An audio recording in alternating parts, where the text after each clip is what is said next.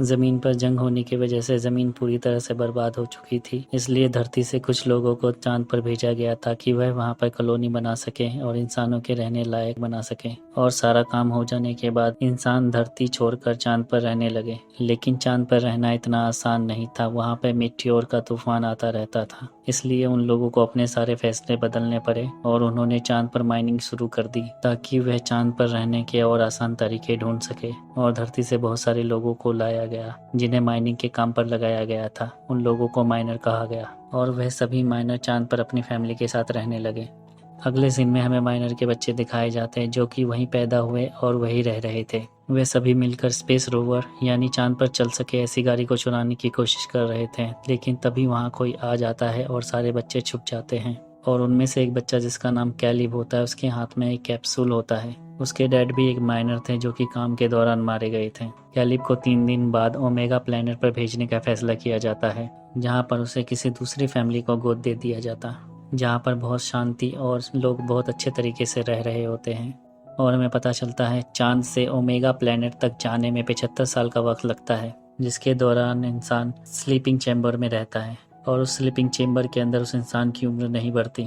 जब वह चांद से ओमेगा पे पहुंचता है तो उसकी उम्र नहीं बढ़ती और वह उतने ही साल का रहता है। कैलिब ये बात अच्छे से जानता था कि उसे ओमेगा तक जाने में 75 साल का वक्त लगेगा, लेकिन कैलिब वहां से नहीं जाना चाहता था क्योंकि वह जानता था कि वह दोबारा अपने दोस्तों से नहीं मिल पाएगा। उसे एक लेडी बताती है कि अगले दिन मीटियोर का एक तूफान आने वाला है, जिसके बाद तुम्हें ओमेगा के लिए रवाना होना होगा। वह अपने पिता को बहुत याद कर रहा होता है। उसे याद आता है कि वह बहुत ऊंचाई पर जाके अपने पिता के साथ बैठा करता था। एक बार उसके पिता उसे बताते हैं कि चांद के उस पार एक बहुत बड़ी सी चीज आकर चांद से टकराई, चांद के दूसरे छोर पर एक गड्ढा बन गया। और उसके पिता कहते हैं तुम एक बार जाकर वहां जरूर देखना, लेकिन चांद के उस हिस्से में जाना लोगों के लिए मना होता है। और कैलिब के हाथ में हमने जो कैप्सूल देखा था वह उसे एक गार्ड ने दिया होता है। उस गार्ड को कैलेब के पिता के राग में से मिला था। कैलेब बैठा बैठा यही सोच रहा था, तभी उसके 3 दोस्त उसके पास आते हैं जो कि उसकी जाने की वजह से बहुत दुखी थे। उनमें से एक दोस्त जिसका नाम डेलन होता है, वह उसके पिता की आखिरी ख्वाहिश को जानता है जो कि क्रिएटर के पास जाने की, और वह कहता है क्यों ना तुम्हारे जाने से पहले हम उस क्रिएटर यानी उस गड्ढे को देख कर आए और तुम्हारे पिता की आखिरी ख्वाहिश भी पूरी हो जाएगी। लेकिन यह सब इतना आसान नहीं था और वह सभी मिलकर उन चीज़ों को इकट्ठा करते हैं जो कि वहां तक जाने के लिए ज़रूरी होती है। और अब उन्हें वहां से बाहर जाने के लिए कोड की ज़रूरत थी। अब डेलन बताता है यहाँ पे एक लड़की है जिसका नाम एडिसन है। एडिसन कुछ दिन पहले ही धरती से चांद पर शिफ्ट हुई थी। उसका कोई दोस्त भी नहीं था और वह एक साइंटिस्ट की बेटी थी। तो डेलन कहता है क्या पता उसे कोड के बारे में पता हो। और वह जब एडिसन से बात करने जाता है तो वह उससे बात नहीं करती और वह वहां से उठकर चली जाती है। यह देखकर डैरेन उसके पीछे जाता है और अब डैरेन उसे सारी बात बताता है और कहता है मैं शुरू से ही तुमसे दोस्ती करना चाहता था, चाहे सब लोग तुम्हें अजीब समझते हो। ये एडिसन ये सब सुनकर खुश होती है और कहती है ठीक है मैं तुम लोगों की मदद करूंगी, लेकिन तुम्हारे इस मिशन में मैं भी तुम्हारे साथ जाऊंगी। डैरेन उसकी बात सुनकर उसे अपने साथ ले जाने के लिए तैयार हो जाते। सभी बच्चे रोवर स्पेस के पास पहुंच जाते हैं और वह सभी उसे चुराने की कोशिश करने लगते हैं। कैलिब उसकी एक तार को खींच देता है और यह अलार्म का तार होता है जिससे कि अलार्म ना बज पाए। और फिर वह एडिसन का बताया हुआ कोड डालता है जिससे कि दरवाजा खुल गया था। यह सभी अब जाने के लिए तैयार थे। रोवर को चलाने की जिम्मेदारी डैरेन पर थी क्योंकि इन सब में से ड्राइविंग वही जानता था। और वह सभी वहां से बाहर निकल जाते हैं। इन्होंने पहली बार चांद की सतह को देखा था और सभी बहुत खुश थे, लेकिन मीटियोर के तूफान के आने से पहले ही उन्हें वापस आना था क्योंकि जब मीटियोर की बारिश होती है तो बेस पे लॉकडाउन कर दिया जाता था। सफर के दौरान सभी अपने बारे में बताने लग जाते हैं। कैलिब कहता है मेरे डैड ने मुझे बताया था कैसे लोगों को चांद पर भेजा गया और फिर उनसे माइनिंग करवाई गई, लेकिन चांद पर माइनिंग करने का काम कोई भी इंसान लगातार नहीं कर पाता था और अगर काम के दौरान वह व्यक्ति मर जाता है तो उसके बेटे या उसकी पत्नी को उसका काम पूरा करना होगा। लेकिन शर्त यह होती है कि उस इंसान के बेटे की उम्र 18 साल से ज़्यादा होनी चाहिए। अगर उस बच्चे की उम्र 18 से कम होगी तो उसे किसी और व्यक्ति की फैमिली को गोद दे दिया जाएगा जो ओमेगा प्लेनेट पर रहते होंगे। जिन लोगों ने इन्हें चांद पर भेजा था वह लोग तो ओमेगा पर जाकर हंसी खुशी अपनी ज़िंदगी बिता रहे थे। जिस पे एडिशन कहती है कि तो क्या हुआ, माइनिंग करने का ही तो काम दिया गया था जो कि सिर्फ 20 साल तक करना है। वह एक साइंटिस्ट की बेटी थी जिसे असल बात के बारे में नहीं पता था। यहाँ पर डेलेन उसे सारी बात समझाता है। यहाँ वह उसे बताता है अगर माइनिंग करने के दौरान कोई व्यक्ति मर जाता है तो बचे हुए साल उसके बेटे को पूरे करने होते हैं। यह सुनकर एडिसन हैरान हो जाती है और आगे का रास्ता उन्हें पैदल चलकर कंप्लीट करना होता है और सभी अपने अपने स्पेस सूट को पहन लेते हैं। लेकिन एडिसन का सूट थोड़ा अलग होता है। वे लोग बाहर चांद की सतह पे आते हैं और ग्रेविटी कम होने की वजह से वे लोग ऊंची ऊंची छलांगे लगा पा रहे थे और सभी वहाँ पे खेलने लगते हैं। और जब एडिसन की नज़र धरती पर पड़ती है जो कि उनका घर हुआ करता था, तो वह उसे देखकर उदास हो जाती है और वह धरती पर अपनी पुरानी यादों को याद करने लग जाती है। और वह जब वापस आती है तो देखती है उसके बाकी सारे दोस्त बहुत मौज मस्ती कर रहे हैं और एक ऑक्सीजन सिलेंडर की मदद से ऊंचाई पर उड़ रहे हैं और इन सभी ने अपने आप को रस्सी की मदद से रोवर से बांधा हुआ था ताकि ये स्पेस में ज़्यादा दूर तक ना जा पाए। एडिसन ये देखकर कहती है ये खतरनाक हो सकता है और एडिसन कहती है ऐसा मत करो, लेकिन बाकी लोग उसकी बात नहीं सुनते हैं। जब एक छोटा बच्चा जो कि कैलिब का दोस्त होता है वह वही हरकतें करने लग जाता है, तब झटका लगने की वजह से उसकी रस्सी टूट जाती है और वह स्पेस में दूर जाने लग जाता है। और यह सब देखकर कैलिब और उसके बाकी दोस्त सिलेंडर हाथ में लेकर उसके पास जाने की कोशिश करते हैं ताकि वह उसे बचा सके। सबने मुश्किल से अपने दोस्त को बचा लिया था, लेकिन इन सभी मौज मस्ती में उनकी बहुत सारी ऑक्सीजन खत्म हो जाती है और अब उनके पास इतनी भी ऑक्सीजन नहीं बची थी कि वह क्रेटर तक पहुंच सके। सब बुरी तरह से फंस चुके थे। उसके दोस्त ने बताया था कि यहीं आसपास एक आउटपोस्ट है और क्या पता हमें वहाँ पर ऑक्सीजन मिल जाए। यह बात सुनकर कैलिब का दोस्त कहता है मैं वहाँ पर नहीं जाऊँगा क्योंकि मेरे भाई ने बताया था वहाँ पर भूत रहते हैं। और उसकी यह बात सुनकर डेलन उसका मजाक बनाने लग जाता है और इस बात पर दोनों की लड़ाई हो जाती है।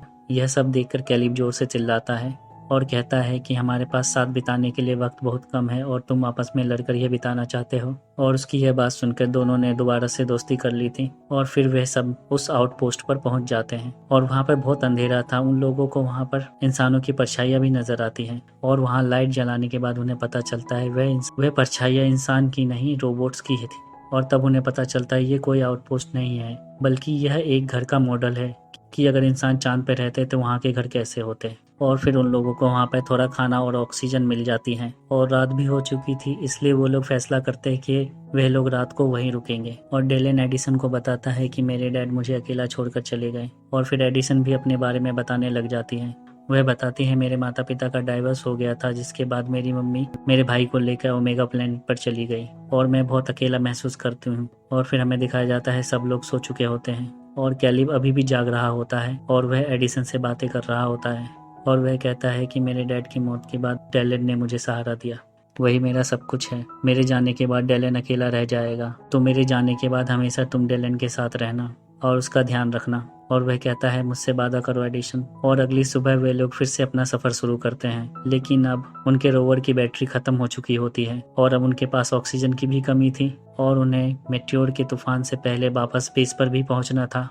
इसलिए एडिसन ने सिक्योरिटी अलार्म को बजा दिया था ताकि मेट्योर के तूफान से पहले उन्हें आकर बचा लिया जाए।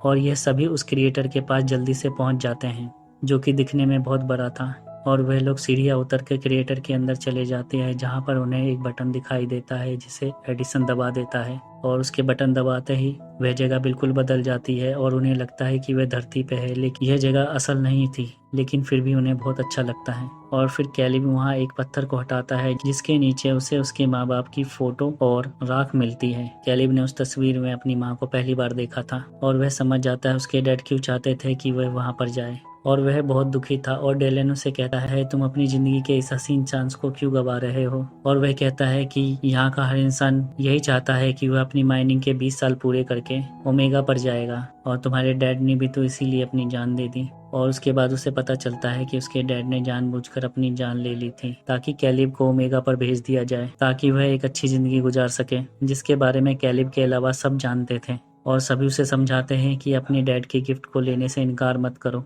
उन्होंने अपनी जिंदगी देकर तुम्हें यह तोहफा दिया है। उनकी इन बातों के दौरान उनके एक दोस्त की तबीयत खराब हो जाती है और अपने दोस्त को लेकर वह लोग जल्दी से रोवर तक पहुंचने की कोशिश करते हैं, लेकिन तभी मेटियोर का तूफान शुरू हो जाता है। सभी लोग खुद को बचाने की कोशिश कर रहे थे और एडिसन भी खुद को बचाने की कोशिश कर रही होती है, लेकिन इस दौरान वह उन लोगों से अलग हो जाती है। फिर कैलिब और डेरेन उसे बचाने जाते हैं। एडिसन के हेलमेट में दरार आ जाती है, इसलिए वो बेहोश हो जाती है। कैलिब और डेरेन एडिसन को बचाकर वापस ले आते हैं, लेकिन इसी बीच डेरेन भी जमीन पर गिर जाता है।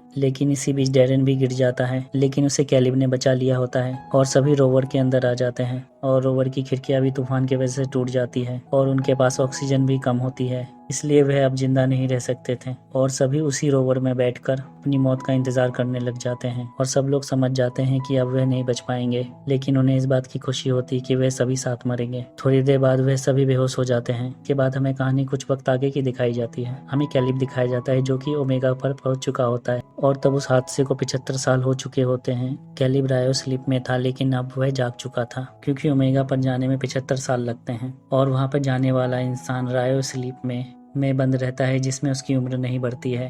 जब वह चांद से ओमेगा पर पहुंचता है तब वह उतने ही साल का होता है। उसे अपने दोस्तों के बारे में जानना था और तभी वहां एक नर्स आकर उसे एक ऑडियो डिवाइस देती है जिसमें उसके दोस्तों के मैसेजेस रिकॉर्ड थे, जिसके बाद उन्हें पता चलता है उन सभी को बचा लिया गया था और उसके सारे दोस्त अपनी आधी से ज्यादा जिंदगी गुजार चुके हैं। और उससे पता चलता है उसके एक दोस्त ने बेसबॉल की टीम शुरू की है, दूसरा एडमिनिस्ट्रेटर बन गया और बाकी प्रॉमिस के हिसाब से डेलिन ने एडिसन से शादी कर ली। अपने दोस्तों के बारे में जानकर और उनकी बदली हुई आवाज सुन के कैलिब बहुत खुश होता है, लेकिन उसे इस बात का दुख था कि वह अपनी जिंदगी अपने दोस्तों के साथ नहीं गुजार सका। और कैलिब को ओमेगा प्लेनेट पर एक फैमिली ने उसे गोद ले लिया और वह उस माहौल में घुल मिल जाता है। वह एडिसन के भाई को भी ढूंढने की कोशिश करता है, जिसके बारे में एडिसन ने बताया था कि उसका भाई अपनी मॉम के साथ उसी प्लेनेट पर रह रहा है। कैलिब एडिसन के भाई को उसके अच्छे कामों के बारे में बताता है, जिसने चांद पर माइनिंग जैसे उसूलों के खिलाफ जाकर करके उस काम को खत्म करवा दिया था और फिल्म की कहानी यही खत्म हो जाती है।